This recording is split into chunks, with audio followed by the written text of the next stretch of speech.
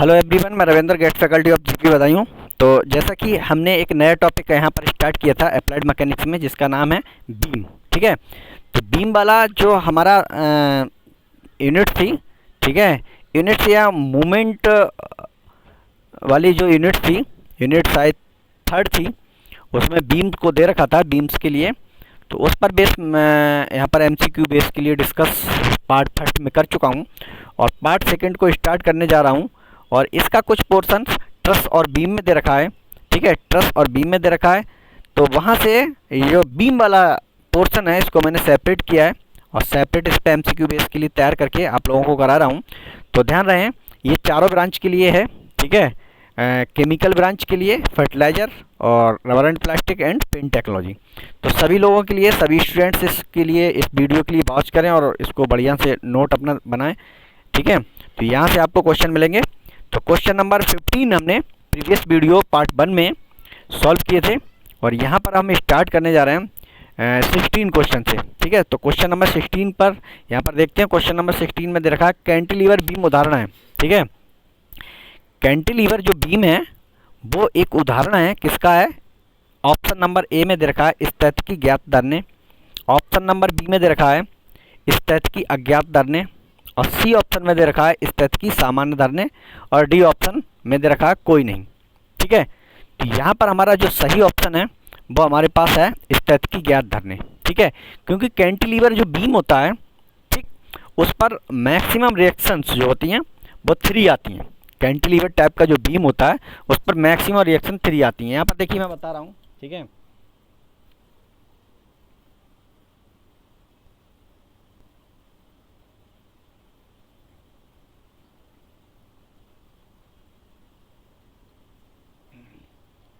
यहाँ पर कोई कैंटिलीवर टाइप का ये बीम है। ठीक है भाई, तो ये कैंटिलीवर टाइप का जो बीम है, इस पर जो रिएक्शनों की संख्या है वो कितनी आएगी?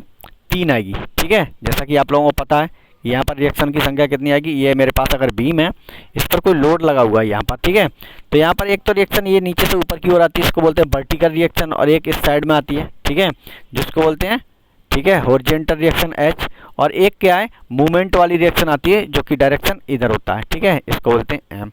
तो अगर 3 रिएक्शन आ रही हैं तो इसका मतलब ये क्या हो गया, स्थितिकी जो बीम्स होती है, स्थितिकी द्वारा धरण होती है, उसकी हमारे पास खास पहचान ये होती है कि उसमें 3 रिएक्शन आती हैं उस पर। तो यहाँ पर भी आपकी ये उसी टाइप का एक उसी की कैटेगरी का है, यहाँ पर 3 रिएक्शन मैक्सिमम होंगे। तो इसलिए यहाँ पर क्या है, हमारे पास जो एग्जाम्पल हो जाएगा वो स्थितिकी ज्ञात धरने का एग्जाम्पल हो जाएगा। ठीक है, और अगर कोई ऐसी बीम है जिस पर प्रतिक्रियाओं की संख्या अगर 3 से ज़्यादा आ रही है, ठीक है, तो वो स्थितिकी अज्ञात धरण की कैटेगरी में आ जाता है। और ऐसी कोई बीम जिसमें रिएक्शनों की संख्या, ठीक है, 3 या 3 से कम हो। ठीक है, तो यहाँ पर 3 है मैक्सिमम कैंटिलीवर में। और अगर कोई दूसरा टाइप का बीम है, सिंपली सपोर्टेड बीम है, जिसमें रिएक्शन एक ही आएगी, ठीक है, अगर 1 या 2 आ सकती हैं, ठीक है, तो वो सभी क्या है, स्थितिकी ज्ञात धरने की कैटेगरी में आते हैं।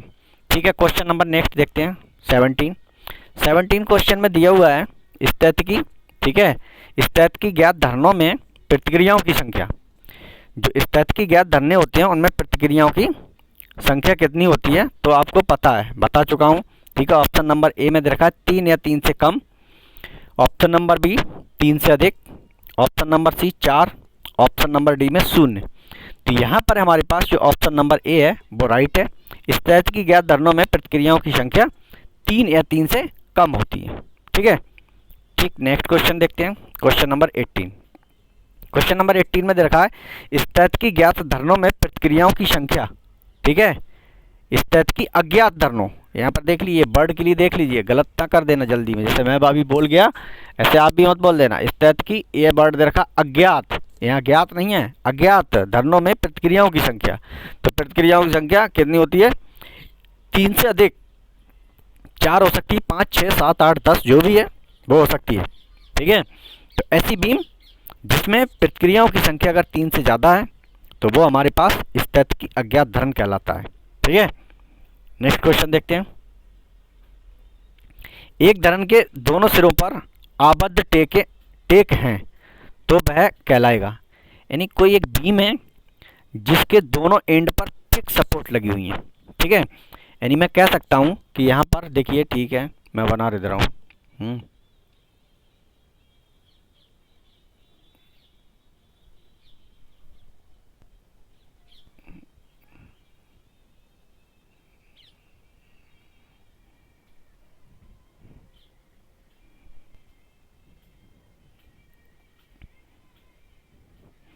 ठीक है, ये बीम है मेरे पास, ठीक है, जो ए और बी, ए बी बीम है जिसके दोनों एंड जो है फिक्स हैं। सही है, तो फिक्स होंगे तो यहाँ पर क्या होगा भाई, तीन रिएक्शन यहाँ पर आएंगे। मैंने बताया फिक्स पर क्या आती है, तीन रिएक्शन यहाँ आएंगी, तीन रिएक्शन आएंगी। ठीक है, यहाँ पर एक कौन सी आएगी, वर्टिकल रिएक्शन, एक हॉरिजॉन्टल रिएक्शन और एक मूवमेंट वाली रिएक्शन। उसका डायरेक्शन डिपेंड करेगा लोड पर। ऐसे यहाँ पर तीन रिएक्शन आएंगी, एक वर्टिकल, एक हॉरिजॉन्टल और एक मूवमेंट वाली। ठीक है, तो तीन तीन छः रिएक्शन हो गई। तो यार रिएक्शनों की संख्या क्या है, तीन से ज़्यादा है। अगर रिएक्शनों की संख्या तीन से ज़्यादा होती है तो ऐसे जो बीम्स होते हैं वो किस कैटेगरी में आते हैं, स्टैटिक अज्ञात धरण। ठीक है, तो इसका ऑप्शन नंबर बी आपका राइट हो जाएगा। समझ में आया होगा। ठीक है, नेक्स्ट क्वेश्चन की ओर जंप करते हैं, क्वेश्चन नंबर 20। ठीक है, स्टैटिक अज्ञात धरणों का उदाहरण है, यानी स्टैटिक अज्ञात धरणों का उदाहरण कौन सा है। तो यहाँ ऑप्शन नंबर ए में दे रखा है सतत धरण। ठीक है, ऑप्शन नंबर बी क्या दे रखा है, कैंटिलीवर धरण, और ऑप्शन नंबर सी है शुद्ध आलंबित धरण, ऑप्शन नंबर डी में लटकती हुई धरण। ठीक है, तो यहाँ पर देखिए जो कैंटिलीवर टाइप की बीम है इसमें मैक्सिमम तीन रिएक्शन आती हैं। तो ये तो हमारे पास हो जाएगा क्या, स्टैटिक ज्ञात धरण। और शुद्ध आलंबित धरण, ये भी हमारे पास इसमें रिएक्शन एक आएगी। ठीक है, तो इसमें भी हमारे पास ये क्या कहलाएगा, स्टैटिक ज्ञात धरण। और डी में लटकती हुई ओवरहैंग बीम, तो इसमें भी रिएक्शन वन आती है। ठीक है, वो डिपेंड करती है किस टाइप की आपने यहाँ पर इस पर ओवरहैंग बीम जो भी है उस पर किस टाइप की सपोर्ट्स लगाई हुई है। ठीक है, तो यहाँ पर जो कॉन्टिन्यूस बीम है, ठीक है, ये आपकी ऑप्शन नंबर ए इसका राइट है, कॉन्टिन्यूस बीम। ठीक है, तो ये क्या है हमारे पास, स्टैटिक अज्ञात धरण का एक उदाहरण है। तो आप ध्यान रखेंगे स्टैटिक द्वारा, ठीक है, अज्ञात धरण का एग्जाम्पल कॉन्टिन्यूस बीम होगा। क्वेश्चन नंबर 21, वह भार जिन्हें धरण के एक विशिष्ट बिंदु पर लगा माना जाता है कहलाता है। ठीक है, देखिए एक कोई ऐसे लोड की बात कर रहे हैं। ठीक है, एक मान लीजिए कोई बीम है, ये सिंपली सपोर्टेड पर लगी हुई है और इस पर जो लोड है वो मान लीजिए ये किसी एक पॉइंट पर है ना, किसी विशिष्ट पॉइंट पर लगा हुआ माना जाता है। तो वो हमारे पास क्या कहलाता है, बिंदु भार यानी पॉइंट लोड। इसका ऑप्शन नंबर हमारे पास ए ठीक है। ठीक है, ये क्या कहलाता है, बिंदु भार, इसको बोलते हैं पॉइंट लोड। ठीक है, ऑप्शन नंबर बी में दे रखा है यूडीएल यानी यूनिफॉर्मली डिस्ट्रीब्यूटेड लोड। सी दे रखा है यूबीएल यानी यूनिफॉर्मली बेरिंग लोड। ठीक है, और डी दे रखा है इनमें से कोई नहीं। तो हमारा ऑप्शन क्या हो जाएगा, ए जो है राइट हो जाएगा। इसको हम बोलते हैं पॉइंट लोड। ठीक है, क्वेश्चन नंबर 22 को देखते हैं। उसमें दे रखा है वह भार जो धरण की कुछ लंबाई या पूर्ण लंबाई पर एक समान रूप से फैला होता है उसको क्या कहते हैं। पहला हमारा ऑप्शन है बिंदु भार यानी पॉइंट लोड। दूसरा ऑप्शन दे रखा है यूडीएल यानी यूनिफॉर्मली डिस्ट्रीब्यूटेड लोड।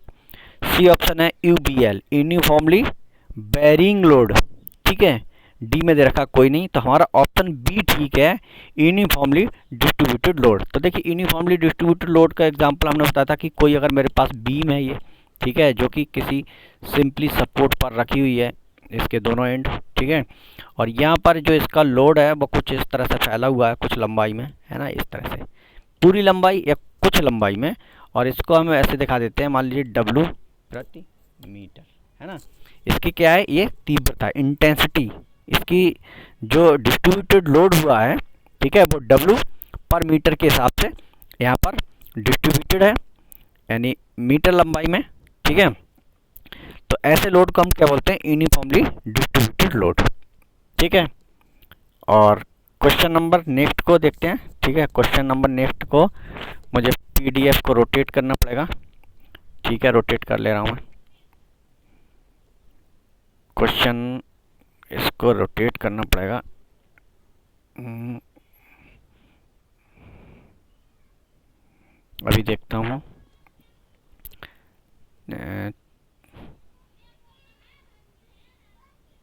चलिए ऐसे पढ़ लेते हैं। देखिए क्वेश्चन थोड़ा रोटेट करने में दिक्कत हो रही है। ठीक है, क्वेश्चन को पढ़ लें।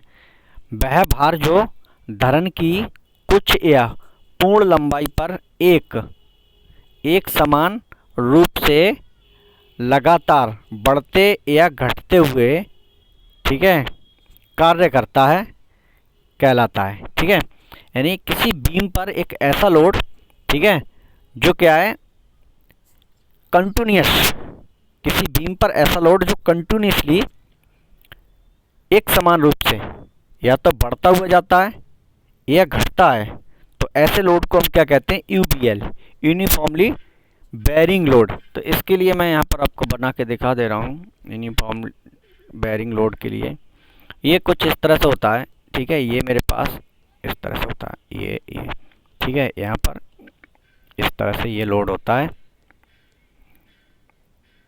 ठीक है, ये मान लीजिए कोई बीम है जो सिंपली सपोर्टेड पर रखी हुई है। बीम हमारे पास क्या है, ए बी।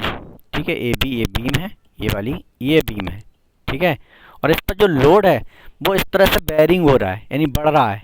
यहाँ पर जीरो से स्टार्ट होकर के, और ये मान लीजिए यहाँ गया है। ठीक है, यहाँ पर गया है, मैंने कह दिया डब्लू प्रति मीटर। ठीक है, डब्लू प्रति मीटर इसकी वैल्यू दे रखी है। तो इस तरह का लोड यानी या तो एक समान रूप से बढ़ता है या एक समान रूप से घटता है। ठीक है, तो ऐसे लोड को हम क्या कहते हैं, यूनिफॉर्मली बेयरिंग लोड। ठीक है, अब इससे पहले जो मैंने कराया था यूनिफॉर्मली डिस्ट्रीब्यूटेड लोड, ठीक है, उसको आप देख लें। चलिए ठीक है, अगला क्वेश्चन देखते हैं। क्वेश्चन हमारे पास फटाफट इसको कवर करते हैं। देखिए ये मैंने पीडीएफ ले ली है डायरेक्ट। क्वेश्चन नंबर पे ना जाएं, बस केवल क्वेश्चन को पढ़ें। ठीक है, क्वेश्चन आप पढ़ें। क्वेश्चन है, यदि किसी धरन के सिरे यानी टेक के बाहर निकले हुए हों तो उस धरन को कहते हैं। वो धरन हमारे पास क्या कहलाती है, पहला ऑप्शन दे रखा है कैंटिलीवर धरन। ठीक है, शुद्ध आलंबित धरन, बाहर निकली धरन, सतत धरन। तो ऑप्शन नंबर सी इसमें ठीक है, ओवरहैंगिंग बीम, है ना। ओवरहैंगिंग बीम दो तरह से होती है, एक बोथ एंड ओवरहैंग और एक होता है वन एंड ओवरहैंग। ठीक है, ये मान लीजिए बीम है, यहाँ पर कोई इस तरह से ये लगा हुआ है। ठीक है, ये जो है इस तरह से बीम है मेरे पास, और इस बीम की एक सपोर्ट यहाँ लगी हुई है और इस पर लोड लगा हुआ है। ठीक है, इस तरह से। तो ये जो बीम का ये वाला पोर्शन जो निकला हुआ है ना, तो इसलिए इसको बोलते हैं वन एंड ओवरहैंग बीम। ठीक है, और दोनों सिरे अगर निकले हुए हों ठीक है, उसको बोलते हैं बोथ एंड ओवरहैंग। ठीक है, बोथ एंड ओवरहैंग के लिए हम बना सकते हैं, यहाँ पर देखिए इस तरह से एक ये सपोर्ट लगा दी, एक ये सपोर्ट लगा दी, ये दोनों सिरे निकल गए ना बाहर की ओर, तो ये कहलाती है बोथ एंड ओवरहैंग बीम। ठीक है, नेक्स्ट क्वेश्चन देखते हैं। ठीक है, नेक्स्ट क्वेश्चन के लिए देखते हैं। नेक्स्ट क्वेश्चन में कहा गया है, जब कोई धरन दो से अधिक टेकों पर आलंबित हो तो उस धरन को कहते हैं। जब दो से ज़्यादा सपोर्ट्स लगी होती हैं तो ऐसे बीम को क्या कहते हैं। पहला हमारा दे रखा है शुद्ध आलंबित धरन, दूसरा सतत धरन यानी कंटिन्यूस बीम, सी ऑप्शन है आबद्ध धरन फिक्स्ड बीम, डी ऑप्शन में कैंटिलीवर धरन, है ना।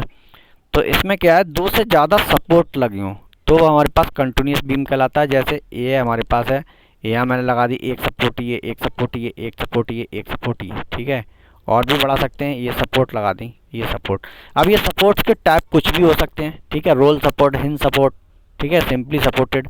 तो इस तरह से जो कंटिन्यूस बीम होती है उसका हमें जैसे किसी पुल का निर्माण करना है, ठीक है, ओवर ब्रिज का निर्माण करना है, बड़ा सा हमारे पास कोई ऐसा बनाना है। ठीक है, तो वहाँ पर हम क्या करते हैं, दो से अधिक यानी बहुत सारी बीम सपोर्ट्स की आवश्यकता होती है। आपने देखे होंगे ओवर ब्रिज, तो उसमें जो पोल लगे होते हैं वही हमारे सपोर्ट का काम करते हैं। तो इस तरह की जो बीम होती है वो कंटिन्यूस बीम कहलाती है। ठीक है, नेक्स्ट क्वेश्चन देखते हैं। नेक्स्ट क्वेश्चन में किसी धरन पर बिंदु पर केंद्रित भार को कहते हैं। तो किसी धरन पर बिंदु पर केंद्रित भार को कहते हैं। तो यहाँ पर हमारे पास दे रखा है, पहला है uniformly distributed load, B option है कंसंट्रेटेड लोड, सी दे रखा है यूनिफॉर्मली बेयरिंग लोड, और डी में उपरोक्त में से कोई नहीं। तो हमारा ऑप्शन नंबर बी जो है राइट है, मैंने निशान लगा रखे हैं, ठीक है, कंसंट्रेटेड लोड। ठीक, नेक्स्ट क्वेश्चन देखते हैं, नेक्स्ट क्वेश्चन में क्या कहा गया है। ठीक है, देखिए नेक्स्ट क्वेश्चन में कहा गया है, धरन की संपूर्ण लंबाई पर जो भार कार्य करता है उसे कहते हैं। यानी कोई एक ऐसी बीम है जिसकी पूरी लंबाई पर कोई लोड कार्य कर रहा है, तो उस लोड को क्या कहते हैं। तो ऑप्शन नंबर ए में दे रखा कंसंट्रेटेड बीम, कंसंट्रेटेड लोड, ठीक है, संकेंद्रित भार। दूसरे बी में ऑप्शन में दे रखा समान बदलता भार यानी यूनिफॉर्मली बेयरिंग लोड, और सी में दे रखा है यूनिफॉर्मली डिस्ट्रीब्यूटेड लोड, और डी में इनमें से कोई नहीं। तो हमारा ऑप्शन नंबर सी जो है सही हो जाएगा, यूनिफॉर्मली डिस्ट्रीब्यूटेड लोड। ठीक है, जो कि हमने उदाहरण आपको बताया था यूनिफॉर्मली डिस्ट्रीब्यूटेड लोड का। ठीक है भाई, हमारे पास यहाँ पर हो जाएगा। ठीक है, अब देखिए क्वेश्चन फटाफट कवर करने हैं, टाइम कम है। यूनिफॉर्मली डिस्ट्रीब्यूटेड लोड है ना, ये हो गया। नेक्स्ट क्वेश्चन में देखा है, धरन के किसी काट यानी सेक्शन के दाईं या बाईं, ठीक है, और लगे समस्त भार या बलों के बीजगणितीय योग के बराबर होता है। पहले में हमारा ऑप्शन दे रखा है नमन आघूर्ण यानी bending movement, option number B में कर्तन बल यानी शियर फोर्स, सी ऑप्शन में है प्रतिक्रिया रिएक्शन, डी ऑप्शन उपरोक्त में से कोई नहीं। तो हमारा ऑप्शन बी जो है राइट है, शियर फोर्स यानी कर्तन बल, यानी धरन के किसी काट यानी सेक्शन के दाईं या बाईं ओर लगे समस्त भार या बलों के बीजगणितीय योग के बराबर होता है। Algebraic sum equal to shear force. तो ऑप्शन ये ध्यान रखेंगे आप, ठीक है, शियर फोर्स हमारे पास होता है। और अगला क्वेश्चन देखेंगे, धरन के किसी काट सेक्शन के दाईं या बाईं ओर लगे समस्त बलों के आघूर्णों के बीजगणितीय योग के बराबर होता है। तो ऑप्शन नंबर ए में है shear force, option number B में force couple, option number C bending movement, option number D में है टर्निंग मूवमेंट। तो यहाँ पर हमारे पास ऑप्शन नंबर जो सी है वो बेंडिंग मूवमेंट इसका राइट आंसर है। ठीक है, इसका राइट आंसर हो जाएगा। किसी धरन के किसी धरन के किसी काट इन सेक्शन के दाईं या बाईं ओर लगे समस्त बलों के आघूर्णों के बीजीय योग के बराबर होता है। तो कौन सा क्या होता है, बेंडिंग मूवमेंट। ठीक है, नेक्स्ट क्वेश्चन देखते हैं। नेक्स्ट क्वेश्चन में कहा गया है, धरन के जिस बिंदु पर कर्तन बल यानी शियर फोर्स का मान 0 होता है वहाँ पर नमन आघूर्ण का मान होगा। ठीक है, तो ऑप्शन नंबर ए में दे रखा है 0, option number B 1, option number C maximum, option number D में उपरोक्त में से कोई नहीं। तो हमारा ऑप्शन नंबर सी जो है राइट है, मैक्सिमम। क्या है, धरन के जिस बिंदु पर, ठीक है, शियर फोर्स का मान 0 होता है वहाँ पर नमन आघूर्ण यानी बेंडिंग मूवमेंट का मान होता है मैक्सिमम। ठीक है, ध्यान रखेंगे बेंडिंग मूवमेंट का मान मैक्सिमम कहाँ होता है, तो ये आपको ध्यान रखना है। ठीक है, नेक्स्ट एंड लास्ट क्वेश्चन यहाँ पर देखिए। लास्ट क्वेश्चन में क्या रखा है, धरन के जिस बिंदु पर नमन घूर्ण यानी बेंडिंग मूवमेंट चिन्ह यानी साइन बदलता है उस बिंदु को कहते हैं। ठीक है, तो वो बिंदु कौन सा होता है, पहला हमारे पास है सेंटर पॉइंट, दूसरा हमारे पास ऑप्शन है centre of gravity, third option है पॉइंट ऑफ कंट्राफ्लेक्चर यानी प्रतिमान बिंदु, और डी दे रखा है इनमें से कोई नहीं। तो धरन के जिस बिंदु पर नमन घूर्ण, ठीक है, बेंडिंग मूवमेंट चिन्ह बदलता है उस बिंदु को क्या कहते हैं, वो बिंदु हमारे पास क्या कहलाता है, प्रतिमान बिंदु। तो ये कुछ इस तरह से हमने MCQ बेस्ड क्वेश्चन को डिस्कस किए थे। ठीक है, यहाँ पर जो है 23 क्वेश्चन तो यहाँ तक थे आपके जो हैंड रिटन में थे, और उसके बाद यहाँ पर 1 2 3 4 5 6 7 8 यानी 23 और 8 31 क्वेश्चन है ना। यानी 2 वीडियो में हमने लगभग 31 क्वेश्चन को कवर किया है। ठीक है, तो इन क्वेश्चनों को आप राइट डाउन कर लें किसी कॉपी पे। ठीक है, पॉज करके आप लिख लें, और ये डिमांड ना करें कि मैं इसकी पीडीएफ आपको दूं, क्योंकि आप लोग देखेंगे नहीं तो आपको समझ में नहीं आएगा। पीडीएफ में केवल आपको क्वेश्चन और आंसर ही मिल पाएंगे, और यहाँ पर मैंने जो समझाया है डिटेल में वो आपको पीडीएफ में नहीं मिल पाएगा। तो मैं चाहूँगा कि आप लोग वीडियो को वॉच करें और वहाँ से पॉज करके नोट करें, तभी आपकी स्टडी अच्छी होगी। ठीक है, और इसके बाद हम किसी एक नए टॉपिक को, किसी और टॉपिक को लेके आएंगे। ठीक है, मिलेंगे अगले वीडियो में। Thank you.